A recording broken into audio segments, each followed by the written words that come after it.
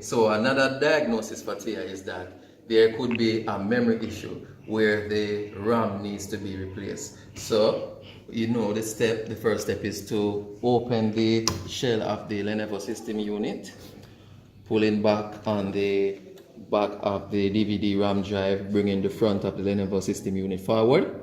We are going to pull on the lever that secures the hard drive in place, bringing up the hard drive, removing it from its position.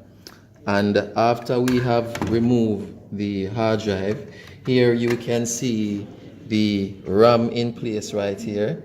And to remove the RAM, you are going to pull back on the white levers that secure the RAM, popping out the RAM like so, and remove the RAM from its port. Okay, so, and of course, when you take out the memory, you are going to make sure that you have the same type of memory that supports the motherboard of the system unit that you are using. In this case, of course, you know that we are using the Lenovo system unit. Now, to secure the new RAM in place, you would want to pay attention to the groove that is located where the bottom of the RAM is, and of course you are going to look for that same corresponding groove on the socket of the memory on the motherboard, and make sure that it is in line with the memory when putting it in the motherboard. Now, when the memory is perfectly aligned in the socket, you are going to press down on the top of the memory, which will lock it into position as best as it can.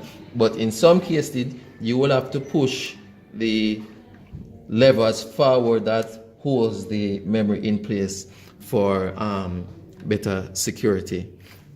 And after doing that, you would want to put back your system together by pushing the front of the Lenovo system unit back to its upright position like so.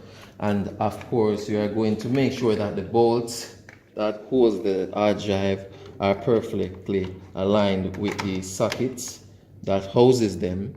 You're going to pull back on the lever of the front of the hard drive, then pushing back the front of the hard drive in place, locking the hard drive in place, and pushing forward the lever till it's perfectly in place. And of course, you are going to close down the shell of the system unit, and that is how we would change the memory of the Lenovo system unit.